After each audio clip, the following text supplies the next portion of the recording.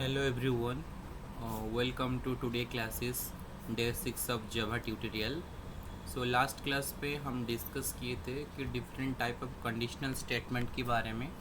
तो उसमें बेसिकली हम कवर किए थे कि कंडीशनल स्टेटमेंट का प्रोग्रामिंग जो होता है वो किस प्रकार हम कोड एडिटर पे उसको प्रॉपर वे से और स्ट्रक्चरल वे से किस प्रकार उसको लिखते हैं, और साथ में उसका आउटपुट हम लोग चेक किए थे कि वो प्रोग्राम सही से एग्जीक्यूट हो रहा है या नहीं हो रहा है। Different type of conditional statement के बारे में हम सीखे थे और साथ में उसका डेफिनेशन और प्रोग्राम का जो स्ट्रक्चर को समझे थे। आज का क्लास है लूप के बारे में, जो एक इम्पोर्टेंट कंसेप्ट है जावा का, क्योंकि आप कोई भी प्रोग्राम करते हो बिगनर से लेके एडवांस तक आपको कहीं ना कहीं लूप का यूसेज होता ही होता है, क्योंकि लूप एक वाइटल कंपोनेंट है जिसका इस्तेमाल करके एक चीज़ को बार बार किया जाता है। बेसिकली लूप का जो डेफिनेशन है वही है। तो मैं आपको बताना चाहूँगा ये जो मेरा क्लास है ये बिगनर फ्रेंडली है और इजी टू लर्न है। क्यों इजी टू लर्न है? क्योंकि हम स्टेप बाय स्टेप हर एक कोड को एनालाइज करते हैं, ड्राई रन करते हैं, साथ में डेफिनेशन को नोट आउट करते हैं। डेफिनेशन क्यों रिक्वायरमेंट है? हम अगर कोड को समझते हैं वेल एंड गुड, हमारे पास कोड का अच्छा नॉलेज है, हम रियल टाइम कोई प्रोग्राम इम्प्लीमेंट कर पा रहे हैं। बट जो लोग एंट्री लेवल के लिए प्रिपरेशन कर रहे हैं, जिनको एंट्री लेवल क्वेश्चन पूछा जाता है, तो उनके लिए डेफिनेशन जानना बहुत ज़रूरी है, क्योंकि इंटरव्यू में ये छोटा छोटा बेसिक चीज़ों के ऊपर ज़्यादा क्वेश्चन पूछा जाता है और उसका आंसर आपको सही से देना है। ठीक है, तो चलते हैं आज का क्लास के ऊपर फोकस करके लूप से स्टार्ट करते हैं। तो लूप का डेफिनेशन यही है, loop are use to execute a block of code repeatedly as long as certain conditions true. तो अगर टेक्निकल भाषा में समझेंगे, उसके पास एक कंडीशंस रहेगा मेरे पास, जब तक मेरा कंडीशंस ट्रू है तब तक मेरा ब्लॉक ऑफ कोड जो है एग्जीक्यूट होगा। जब मेरा कंडीशंस फॉल्स होगा, जब मेरा कंडीशन सेटिस्फाई नहीं करेगा, तब मेरा ब्लॉक ऑफ कोड एग्जीक्यूट ना होके लूप से बाहर आ जाएगा, मतलब लूप एग्जिस्ट हो जाएगा। ठीक है, लूप से एग्जिट करने के लिए मेरा कंडीशंस फॉल्स होना बहुत ज़रूरी है। ठीक है, तो अगर मान लो रियल वर्ल्ड की बात करेंगे कि रियल वर्ल्ड में लूप का कहाँ यूज होता है। मान लो अगर आप कोई म्यूज़िक सुनते हो, तो एक ही म्यूज़िक को अगर आप बार बार रिपीट करके सुनना चाहते हो, तो आपके पास एक ऑप्शंस अवेलेबल रहता है लूप का। आप लूप का यूज़ करके एक सिंपल म्यूज़िक को आपके हिसाब से जितना टाइम तक, 30 मिनट तक, 35 मिनट तक, 1 आवर तक आप उसको सुन सकते हो। ये आपका कंडीशंस हो गया कि आपका जो म्यूज़िक है 1 आवर तक लूप में चलेगा। जैसे आपका कंडीशन सेटिस्फाई नहीं होता, 1 आवर नहीं होता, तब तक आपका म्यूज़िक प्ले होगा। जब आपका 1 आवर ख़त्म हो जाएगा, वो लूप से जंप होकर नेक्स्ट म्यूज़िक में चला जाएगा। ये इसका कंडीशन सिंपल रियल वर्ल्ड में बात करते हैं। जब और टेक्निकल टर्म में अगर प्रोग्रामिंग की भाषा में अगर समझेंगे फॉर लूप क्या है, उसका सिंटैक्स क्या है, सिंटैक्स का एक्सप्लेनेशन क्या है, और कोड क्या है फॉर लूप के लिए। ठीक है, स्टार्टिंग पॉइंट में चलते हैं डेफिनेशन से। डेफिनेशन ये है, the for loop is use when the number of iteration is known, it repeats A block of code fix number of time. यहाँ पे ये मुझे बताता है द नंबर ऑफ आइट्रेशंस मुझे पता है, और मैं एक ब्लॉक ऑफ कोड को कोई फिक्स नंबर तक रन करना चाहता हूँ, तो ये मेरा फॉर लूप में आता है। ठीक है, ये इसका आप स्क्रीनशॉट ले जाइए। डेफिनेशन क्या होता है, the for loop is used when the number of iteration is known before hand, it repeats A block of code a fix number of times. ठीक है, सिंटैक्स की बात करेंगे, क्योंकि जब भी हम कोई प्रोग्राम लिखते हैं, हर एक प्रोग्रामिंग लैंग्वेज का सिंटैक्स होता है, और मेरा जो सिंटैक्स है वो करेक्ट होना चाहिए। अगर आप सिंटैक्स गलत करते हो तो आपके पास एक एरर आ जाता है, सिंटैक्स एरर आ जाता है, जहाँ पे आपका अगर सिंटैक्स में गलत होता है। तो फॉर लूप का सिंटैक्स क्या है, स्टार्टिंग पॉइंट से फॉर लिखा है और मेरे पैरेंथेसिस के अंदर मेरे पास 3 चीज़ दिया गया है, ठीक है। नंबर 1 है मेरा इनिशियलाइजेशंस, नंबर 2 है मेरा कंडीशंस, नंबर 3 है मेरा अपडेट। एक एक करके उस कोड को समझेंगे कि पर्टिकुलर चीज़ों का मतलब क्या है। इनिशियलाइजेशन का मतलब क्या है? इनिशियलाइजेशन का मतलब ये है सेट द स्टार्टिंग पॉइंट। मुझे मेरा जो कोड को रन करना है, मुझे कहाँ से शुरू करना है? 0 से शुरू करना है, 1 से शुरू करना है, 2 से शुरू करना है, कहाँ से मुझे शुरू करना है?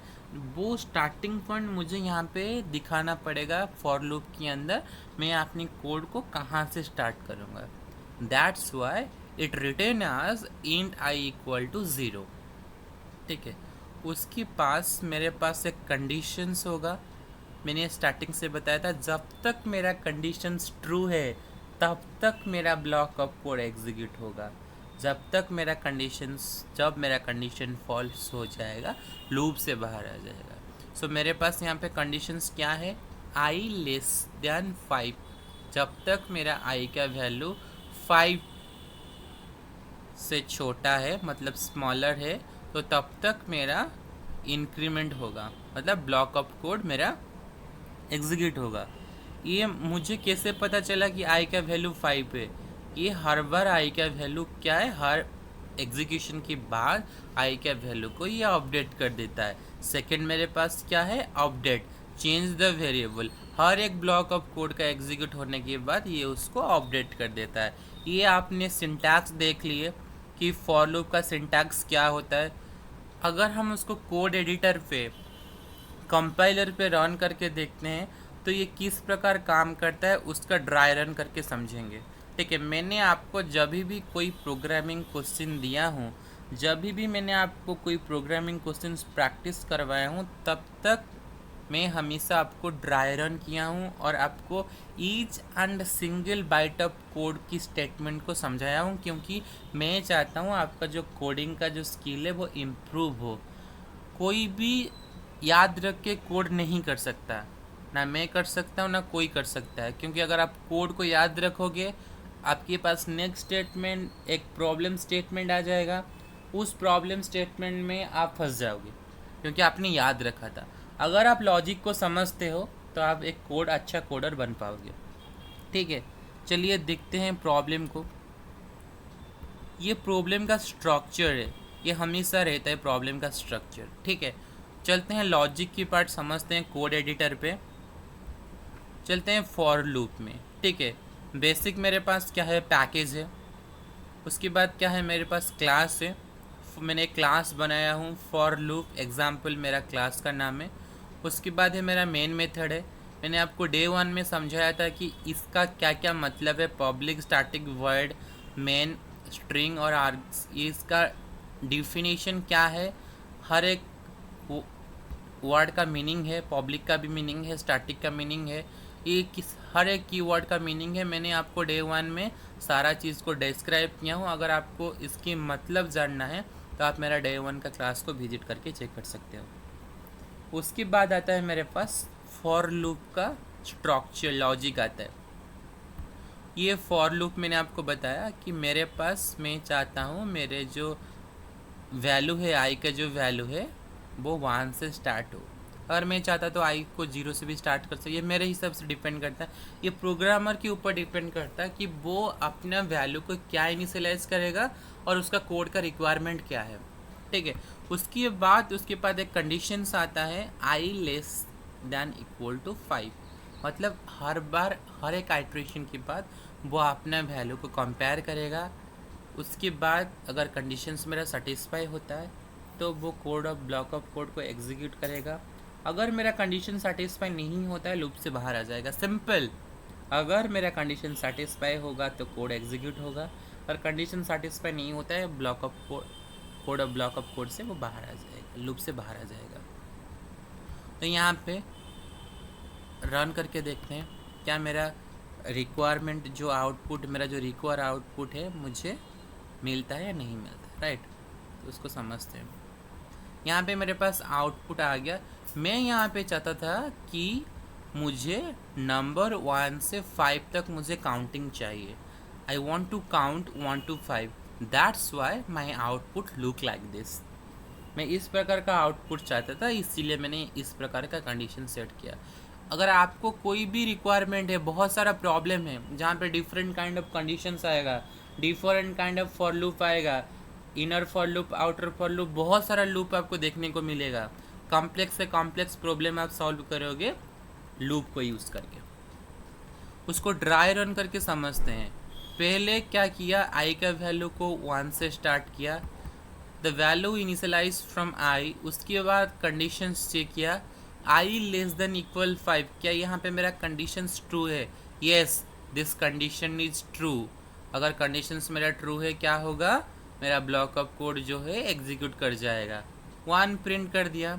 उसके बाद 2, 3, 4, 1 से लेके 4 तक प्रिंट कर दिया, 5 तक प्रिंट कर दिया। जब 5 प्रिंट हो गया, जब 5 का वैल्यू यहाँ पे इंक्रीमेंट कर दिया, 5 प्लस प्लस मीन्स 5 + 1 = 6, यहाँ पे गड़बड़ी हो गया। क्या गड़बड़ हो गया, यहाँ पे कंडीशंस चेक किया, 6 लेस इक्वल टू 5, क्या 6 5 से छोटा है या बराबर है? कोई भी कंडीशंस यहाँ पे ट्रू, ना 6 5 की इक्वल है ना ही उसे लेस है। कंडीशंस क्या है मेरा, कंडीशंस यहाँ पे मेरा फॉल्स है, दैट मीन्स यहाँ पे मेरा कंडीशन से बाहर आ गया। यही है फॉर लूप का यूसेज। अब फॉर लूप को कैसे यूज़ करोगे, ये उसका सिंटैक्टिकल रिप्रेजेंटेशन था। उसके बाद उसका ड्राई रन का जो टेबल है मैंने बनाया, एक ड्राई रन को करोगे किस प्रकार, उसका एल्गो है ये। स्टेप 1 में क्या है, मैंने यहाँ पे नंबर ऑफ आइट्रेशन को दिखाया, कितने टाइम आइट्रेट हुआ है, और हर एक प्रिंटिंग स्टेटमेंट को दिखाया कि 5 तक सही से चला। जब कंडीशंस मेरा नंबर जब इम्प्रूवमेंट होके 6 हो गया, इंक्रीमेंट हो गया, जब मेरा कंडीशंस फॉल्स हो गया, तो वो मेरा लूप से बाहर हो गया। Loops and exist the loop, action ले लिया। ये था आपका फॉर लूप का definition, syntactical representations, programming code and dry run का टेबल। आप उसका स्क्रीनशॉट ले सकते हो फ्यूचर रेफरेंस के लिए या आपका अंडरस्टैंडिंग के लिए। सेकेंड पॉइंट मेरा आता है while loop. While loop in Java, ठीक है, उसका डेफिनेशन को समझते हैं। The while loop is use to execute a block of a code repeatedly as long as the condition true. It based when the number of iteration is not known in advance. मुझे अगर पहले से पता नहीं है number of iteration कितने time तक मुझे आइट्रेट करना है मेरा लूप को, मेरा ब्लॉक ऑफ कोड को, यहाँ पे मैं यूज़ करूँगा व्हाइल लूप इन जावा, ठीक है। सिंटैक्टिकल रिप्रेजेंटेशन देखते हैं, क्या सिंटैक्टिकल रिप्रेजेंटेशन है व्हाइल लूप का। व्हाइल के अंदर मेरे पास एक कंडीशंस है, अगर मेरा कंडीशंस ट्रू होता है तो कोड एग्जीक्यूट होगा, ठीक है। उसका प्रोग्राम को देखते हैं कि प्रोग्राम क्या है। कोड एडिटर पे देखेंगे तो आपको आउटपुट मिल जाएगा, साथ में आपका अंडरस्टैंड भी क्लियर हो जाएगा। मैं सेम प्रोग्राम को रन कर रहा हूँ with the help of while loop. मैं सेम प्रोग्राम को रन कर रहा हूँ with the help of while loop, ठीक है। उसका कोड का स्ट्रक्चर को समझते हैं। पहले क्या है मेरे पास, मैं पहले इनिशियलाइज करता हूँ आई का वैल्यू को 1 से। प्रीवियस लूप में हमने देखा था कि फॉर के अंदर तीनों मेरा आ जाता था, इनिशियलाइजेशन, कंडीशन एंड अपडेशंस, तीनों आ जाता था। बट व्हाइल लूप की सिनारियो में क्या होता है कि मेरा पहले इनिशियलाइज होता है, बाद में कंडीशंस चेक होता है, उसके बाद मेरा प्रिंटिंग स्टेटमेंट आ जाता है, उसके बाद अपडेट होता है। सिमिलर ये हर बार अपना आइट्रेशन करेगा जब तक कंडीशंस फॉल्स नहीं होता। एक बार कंडीशंस फॉल्स हो गया तो ये लूप से बाहर आ जाएगा। Same as output, same as for loop, but definition is different. ये था आपका प्रोग्राम 1 से लेके 5 तक प्रिंट करने के लिए with the help of while loop. आगे बढ़ते हैं, नेक्स्ट मूव करते हैं। ये है उसका ड्राई रन का चार्ट टेबल, आप उसको स्क्रीनशॉट लेके फ्यूचर रेफरेंस के लिए यूज़ कर सकते हो। नेक्स्ट आता है do while loop in Java. Definition समझते हैं। डू व्हाइल लूप जावा का क्या डेफिनेशन है? डेफिनेशन हमें ये बताता है to do while loop is similar to while loop, मतलब व्हाइल लूप की बराबर है, बट उसमें एक छोटा सा चेंजेस है। But it executes the loop body at least once even the conditions false. While loop में क्या होता था, अगर कंडीशंस मेरा फॉल्स होता था तो वो लूप से बाहर आ जाता था, बट यहाँ पे कंडीशंस अगर मेरा फॉल्स होता है तभी भी मेरे कोड जो है एक बार एग्जीक्यूट होगा एटलीस्ट वंस। यही डिफरेंस है। कोड भी सिंटैक्टिकल रिप्रेजेंटेशन यही है, do code to be executive मेरा कंडीशन से प्रिंटिंग स्टेटमेंट है, उसके बाद मेरा कंडीशन है। The code inside the do block runs once before the checking the conditions. Condition check करने से पहले मेरा डू है एग्जीक्यूट होगा, उसके बाद कंडीशन चेक करेगा। अगर कंडीशन सेटिस्फाई करता है तो कोड मेरा फिर दोबारा एग्जीक्यूट होगा, अगर मेरा कंडीशंस फेल होता है तो लूप से बाहर आ जाएगा। यही था उसका सिंटैक्टिकल रिप्रेजेंटेशंस। अगर प्रोग्राम की बात करेंगे तो चलते हैं कोड एडिटर में। सेम प्रोग्राम में यूज़ किया with the help of do while loop, बस सिंटैक्स डिफरेंट है, आउटपुट भी सेम आएगा। राइट, ये था आपका तीनों लूप का रिप्रेजेंटेशन जावा में। अब तीनों जावा का हमने क्या सीखा? डेफिनेशन देखा लूप का, तीनों लूप का डेफिनेशन देखा, उसके बाद उनका सिंटैक्टिकल रिप्रेजेंटेशन देखा, उसके बाद एक छोटा सा सिंपल प्रोग्राम हमने लिखा और उसको कोड एडिटर पे रन किया। उसके बाद उसका जो ड्राई रन करके देखा कि कितने बार आइट्रेट होता है और हर आइट्रेशन के बाद क्या अपडेट होता है और क्या चेंजेस होता है, इस चीज़ के बारे में हमने सीखा। ठीक है, ये मेरा एक बेसिक बिगनर फ्रेंडली क्लास का ट्यूटोरियल है। यहाँ पे आप सिंपल वे से प्रोग्रामिंग को सीख सकते हो, और आप अगर जावा प्रोग्रामर हो आपको बेसिक चीज़ पता होना बहुत ज़रूरी है। अब इसकी मदद से आप बेसिक सीख पाओगे।